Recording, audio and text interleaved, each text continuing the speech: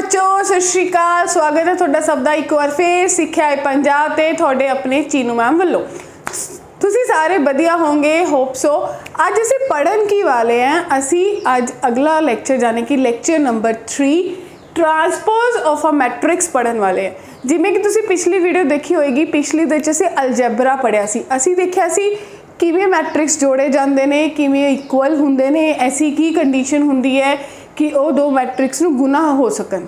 ठीक है जी, उन्हां दी प्रॉपर्टीज़ पढ़िया सी। अज असी सिर्फ तो सिर्फ गल करांगे ट्रांसपोज ऑफ अ मैट्रिक्स। आओ शुरू करते हैं। ट्रांसपोज पढ़ांगे, उहदी प्रॉपर्टीज़ पढ़ांगे तो ट्रांसपोज के बेसिस से जो साडी टाइप्स बनदियां ने उस बारे डिस्कस करांगे। सब तो पहले ट्रांसपोज की हुंदा है।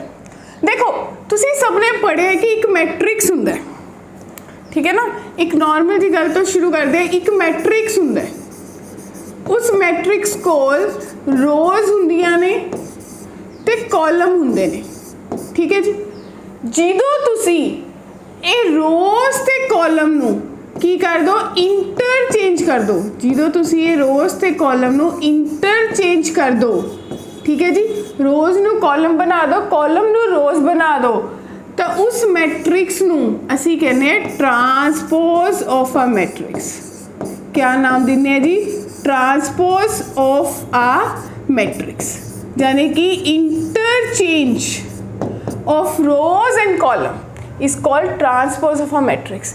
सो matrix obtained by interchanging rows and columns is called transpose of a matrix. इस ट्रांसपोज नूं या तो ए दी पावर टी ना डिनोट कर दे या फिर ए डैश ना। ठीक है जी, ए दी पावर टी, ए टी या फिर ए डैश। यानी फॉर एग्जाम्पल अगर मेरे को एक मैट्रिक्स है, मान लो 1 2 3 4, ए दे बराबर है, तो ए ट्रांसपोज कितना बनूगा? रोज से कॉलम इंटरचेंज कर दो, पहली रो पहला कॉलम बन जाऊगी, दूजी रो दूजा कॉलम बन जाऊगी, तेनों असीं कहने ट्रांसपोज ऑफ अ मैट्रिक्स। ठीक है जी। हुण कुछ प्रॉपर्टीज़ हुंदियां ने बहुत इंपॉर्टेंट है। प्रॉपर्टीज़ क्या ने? 4 ने। किसी मैट्रिक्स का ट्रांसपोज का दोबारा ट्रांसपोज लेना वही मैट्रिक्स आता है।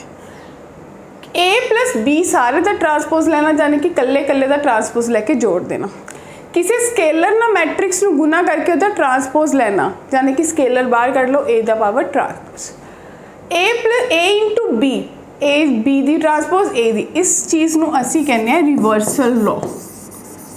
रिवर्सल लॉ यानी कि जो कल्ले कल्ले का होएगा तो रिवर्स हो जाएगा।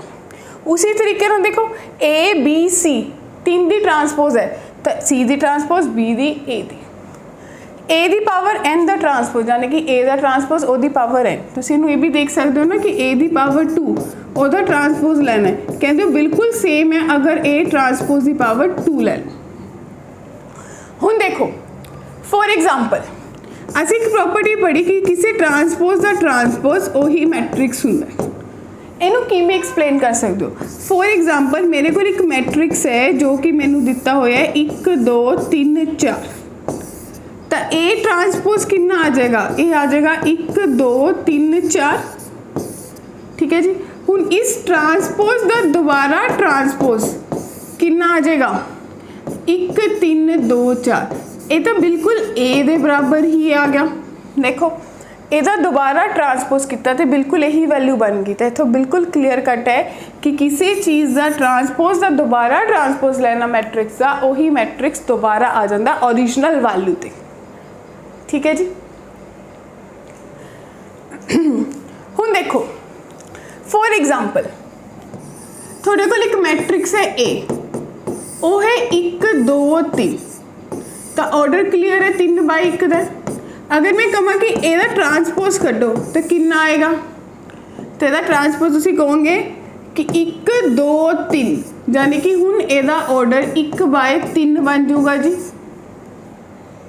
क्लियर है? हुण कुछ जिहदी तुसीं ट्रांसपोज पढ़िया है, बहुत ट्रांसपोज क्या सी? रोज़ ते कॉलम नूं इंटरचेंज करना। उस ट्रांसपोज के बेसिस से भी साडे मैट्रिक्स के टाइप्स बनने, ਉਹ ਕਿਆ ਹੁੰਦੀਆਂ ਨੇ, ਦੋ ਟਾਈਪਸ ਹੁੰਦੀਆਂ ਨੇ, ਇੱਕ ਸਾਡਾ ਮੈਟ੍ਰਿਕਸ ਦੇ ਸਿਮੈਟ੍ਰਿਕ और दूसरा ਹੁੰਦਾ ਹੈ ਸਕਿਊ ਸਿਮੈਟ੍ਰਿਕ। ਇਹਨਾਂ ਬਾਰੇ ਇੱਕ ਇੱਕ ਕਰਕੇ ਅਸੀਂ ਗੱਲ ਕਰਾਂਗੇ ਕਿ ਸਿਮੈਟ੍ਰਿਕ ਮੈਟ੍ਰਿਕਸ ਕਿਹੜਾ ਹੁੰਦਾ ਹੈ, ਸਕਿਊ ਸਿਮੈਟ੍ਰਿਕ ਮੈਟ੍ਰਿਕਸ ਕਿਹੜਾ ਹੁੰਦਾ ਹੈ। ਤਾਂ ਦੇਖੋ ਸਭ ਤੋਂ ਪਹਿਲਾਂ ਸਿਮੈਟ੍ਰਿਕ ਬਾਰੇ ਗੱਲ ਕਰਾਂਗੇ। ਉਹ ਮੈਟ੍ਰਿਕਸ ਜਦੋਂ ਕਿਸੇ ਦਾ ਟਰਾਂਸਪੋਜ਼ ਲੈਣ ਤੇ ਉਹ ओरिजिनल ਮੈਟ੍ਰਿਕਸ ਦੇ ਬਰਾਬਰ ਹੀ ਰਹੇ, ਉਹ ਮੈਟ੍ਰਿਕਸ ਜਦੋਂ ਕਿਸੇ ਦਾ ਟਰਾਂਸਪੋਜ਼ ਲੈਣ ਤੇ ओरिजिनल ਮੈਟ੍ਰਿਕਸ ਦੇ ਬਰਾਬਰ ਹੀ ਰਹੇ, ਉਹਨੂੰ ਅਸੀਂ ਕਹਿੰਦੇ ਹਾਂ symmetric.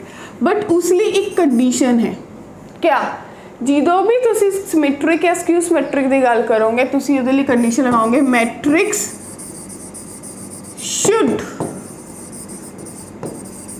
Always be a square matrix. जिहड़ा मैट्रिक्स है वो हमेशा केड़ा होना चाहिए, स्क्वेयर मैट्रिक्स होना चाहिए, फिर ही उस सिमैट्रिक या स्क्यू सिमैट्रिक होवेगा। ਹੁਣ ਇਹਦੇ ਬਾਰੇ ਅਗਰ ਫੋਰ ਐਗਜ਼ਾਮਪਲ ਇਹਨੂੰ ਹੋਰ ਕਿਵੇਂ ਕਹਿ ਸਕਦੇ ਹੋ ਕਿ aij is equals to aji for all I and j, right. ਹੁਣ एग्जाम्पल अगर मेरे को कोई मैट्रिक्स है 1 2 3, ए मैट्रिक्स है 4 5 6 4 5 6, तो जो तुम इसका ट्रांसपोज लोगे थोड़े को कितना होगा, तुम कहोगे 1 4 5 4 2 6 5 6 3। ये मैट्रिक्स किसके बराबर है, वापिस ओरिजिनल मैट्रिक्स के बराबर है। तो जो किसी का ट्रांसपोज ओरिजिनल मैट्रिक्स के बराबर होवे ऐसे मैट्रिक्स नूं नाम दिता गया सिमैट्रिक मैट्रिक्स। क्लियर है जी। स्क्यू सिमैट्रिक, स्क्यू यानी कि नेगेटिव। तो अगर किसी मैट्रिक्स का ट्रांसपोज नेगेटिव ऑफ मैट्रिक्स के बराबर आ जाए तो असीं उहनूं कहने कि स्क्यू सिमैट्रिक हुंदा है। स्क्यू सिमैट्रिक लिए भी सेम है कि सब तो पहला स्क्वेयर मैट्रिक्स होना चाहिए, ठीक है जी।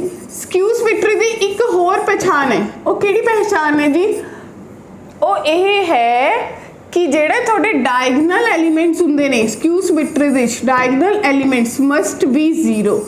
यानी कि अगर तुसी देख लिया थोड़े डायगनल एलीमेंट्स किसी मैट्रिक्स से 0 है तो अपर ट्रायंगल ते लोअर ट्रायंगल नेगेटिव दे नाल वेरी कर रहे हैं तो तुसी कह दोगे भी स्क्यू सिमैट्रिक है, राइट। यानी कि तुसी कह सकते हो A I J is equals to negative of A J I for all I J. हुण इहनूं करोगे किवें, एग्जाम्पल स्क्यू सिमैट्रिक दिखदा किहो जिहा, तुसी कहोगे सारे डायगनल एलीमेंट 0, अगर ये 1 2 3 है तो ये -1 -2 -3 होएगा। क्लियर है जी। तो ये -1 -2 -3 होएगा, तो इहनूं असीं कहने हैं स्क्यू सिमैट्रिक। अगर ये ए मैट्रिक्स के बराबर सी तुसी इहदा ट्रांसपोज लोगे तो थोड़े पास क्या बनेगा, थोड़े पास बनेगा 0 1 2 -1 0 3 -2 -3 0, जो कि किहदे बराबर है, माइनस ऑफ ए दे बराबर है। तो ये साडा दिता होया मैट्रिक्स स्क्यू सिमैट्रिक मैट्रिक्स है। क्लियर है जी। बहुत इंपॉर्टेंट टॉपिक है। हुण इहदे बेसिस से कुछ ऐसे क्वेश्चन बनते हैं जनरलाइज्ड क्वेश्चन, कहते अगर ए कोई स्क्वेयर मैट्रिक्स है, आप पहले ही गल की कि सिमैट्रिक या स्क्यू सिमैट्रिक लिए स्क्वेयर मैट्रिक्स होना जरूरी है। तो ए अगर कोई स्क्वेयर मैट्रिक्स है तो प्रूव करो half into A plus A transpose की है सिमैट्रिक है। तो माय डियर बच्चा party, let P is equals to A plus A transpose है, प्रूव करना है। तो P ट्रांसपोज ले लो, कितना आ जाएगा ए प्लस ए ट्रांसपोज दा ट्रांसपोज। तुसी हुणी पढ़ी सी प्रॉपर्टी कि ए प्लस बी दा होल ट्रांसपोज अगर हुंदा है तो ए दा ट्रांसपोज प्लस बी दा ट्रांसपोज हुंदा है। तो इस प्रॉपर्टी का यूज़ करके थोड़े को बन गया A transpose plus A transpose दा ट्रांसपोज। ए प्रॉपर्टी भी पढ़ी है कि अगर किसी ट्रांसपोज का दोबारा ट्रांसपोज लोगे तो वही मैट्रिक्स बनेगा। तो थोड़े को बन गया ए ट्रांसपोज प्लस ए। फिर मैंने पता है कि एडिशन कॉम्यूटेटिव होंगी है, तो मैंने लिख सकती कि ए प्लस ए ट्रांसपोज है जो कि पी दे बराबर है।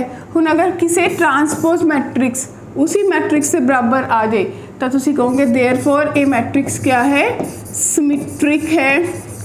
हुण तुहाडे मन च क्वेश्चन अराइज हो रहा होएगा हाफ एक स्केलर है, स्केलर ने तो कोई फर्क पाना ही नहीं ना। हुण अगर ए कोई स्केयर मैट्रिक्स है, हुण तुसीं ये प्रूव करना कि स्क्यू सिमेट्रिक है। सेम फंडा सेम चीज़ लगावांगे। लेट मान लो कि क्यू जो है वो ए माइनस ए ट्रांसपोज के बराबर है। तुसीं ट्रांसपोज लोगे तो क्यू का ट्रांसपोज किसके बराबर आ जाएगा, ए ट्रांसपोज माइनस ए ट्रांसपोज का ट्रांसपोज। ठीक है जी, तो थोड़े को बन गया ए transpose minus A minus common A minus A transpose जो कि किसके बराबर आ गया, माइनस क्यू दे। तो अगर किसी मैट्रिक्स का ट्रांसपोज नेगेटिव ऑफ क्यू के बराबर आ जाए तो तुसी कहोगे ऐसा मैट्रिक्स केड़ा हुंदा है, स्क्यू सिमेट्रिक हुंदा है। तो जो क्वेश्चन ने क्या सी उसी प्रूव करता। नेक्स्ट मोस्ट इंपॉर्टेंट प्रॉपर्टी है मार्केट, मोस्ट इंपॉर्टेंट प्रॉपर्टी है क्या है कि हर square matrix can be represented as a sum of symmetric and skew symmetric. दिमाग लगा के देखो, ए है हाफ इंटू ए नू क्या किया है, half into A plus A transpose plus half into A minus A transpose. देखो फिर इनू तुसी ऑलरेडी पीछे प्रूव कर चुके हो लास्ट टू लास्ट स्लाइड्स कि एक सिमेट्रिक है, और इनू असी हुनी लास्ट स्लाइड ते प्रूव किया है कि एक स्क्यू सिमेट्रिक है। तो असी शो कर पाए कि एक मैट्रिक्स जो है वो सम ऑफ सिमेट्रिक ते स्क्यू सिमेट्रिक हुंदा है। क्या कहने हो? हुण साडे कोल है कि if A B are symmetric matrices of same order, A ते बी सिमेट्रिक ने, then prove that A B minus B is skew symmetric. किमें करांगे? देखो ए ते बी सिमेट्रिक है, यानी कि ए ट्रांसपोज ए दे बराबर है, बी ट्रांसपोज बी दे बराबर है। ये सानू गिवन है। ठीक है जी। अगली हुण असी मान लिए लेट कि P बराबर है ए बी माइनस बी, तो मैं 2 प्रूफ की करना है, मैंने हल करना है कि जेड़ा P ट्रांसपोज है वो माइनस P के बराबर होगा। तो जो मैं P का ट्रांसपोज लूँगी तो मेरे को ए बी माइनस बी ए का ट्रांसपोज होएगा। तो जो का ट्रांसपोज लिता मेरे को की बनया, ए बी का ट्रांसपोज माइनस बी ए का ट्रांसपोज, राइट। हुण इन्हां ते रिवर्सल लॉ लगूगा, तुसीं कहोगे B transpose A transpose minus A transpose B transpose. ठीक है जी। हुण होर की सोच सकते हो, क्योंकि तुसीं इहनूं सिद्ध करना है, प्रूफ करना है। क्या तुसीं इहनूं प्रूफ करना है कि स्क्यू सिमेट्रिक है, माइनस ऑफ पी के बराबर आऊगा। हुण तुहानूं पता है कि ए ट्रांसपोज ए के बराबर है, बी ट्रांसपोज बी दे, यानी कि B A minus A B. हुण जेकर तुसीं जो माइनस कॉमन कढोगे तो तुहाडे कोल आ गया A B minus B A दे, A B minus B A दे, जो कि किसके बराबर है, माइनस पी दे। तो देयरफॉर अगर P ट्रांसपोज माइनस P के बराबर आ गया तो साडे कोल इहने की इंप्लाई किया, इहने सानू दस्सिया कि जेड़ा मेरा मैट्रिक्स है दिता होया वो स्क्यू सिमेट्रिक है। क्लियर है जी। मोस्ट इंपॉर्टेंट चीज, इंपॉर्टेंट प्रॉपर्टी, किसी भी skew symmetric matrix odd order का होवे, अगर कोई matrix skew symmetric odd order का होवे, यानी कि ऑर्डर 3 का होवे, ऑर्डर 5 का होवे, तो ओदा डिटर्मिनेंट किसके बराबर हुंदा है, 0 दे। डिटर्मिनेंट किसके बराबर हुंदा है, 0 दे। क्लियर है जी। तो एक चीज़ होर आपां कीती सी, उसनूं भी प्रूफ कर दे, all diagonal elements of are skew symmetric matrix are 0। तो यदा मतलब क्या होया, इनू किमें प्रूफ कर सकते हो? तो माय डियर स्टूडेंट्स, तुसीं इहदी बेसिक डेफिनेशन पढ़ी कि ए आई जे जो है वो माइनस ए जे आई के बराबर है फॉर ऑल आई एंड जे। हुण जे मान लो कि आई ते जे बराबर हो जाए, यानी कि डायगोनल, तो तुसीं कहोगे कि ए आई जो है वो बराबर हो गया माइनस ए आई दे। तो 2ai जो है वो किहदे बराबर हो गया 0 दे, तो ai की वैल्यू कितनी आ गई 0, यानी कि ऑल डायगोनल एलिमेंट्स आर 0। तो इस प्रॉपर्टी का प्रूफ हो गया। क्लीयर है जी। फिर मिलांगे अगली वीडियो दे विच अगले कंसैप्ट दे नाल। तद तक ली ये वीडियो नू देखो, जिन्हों ने हाल तक लाइक शेयर सबसक्राइब नहीं किया है करो, ताकि जो चीज़ थोनू प्रोवाइड हो रही है, जो फ्री सिक्ख्या थोनू दे रहे हैं, वो चीज़ सब तक पहुँच सके। Thank you so much.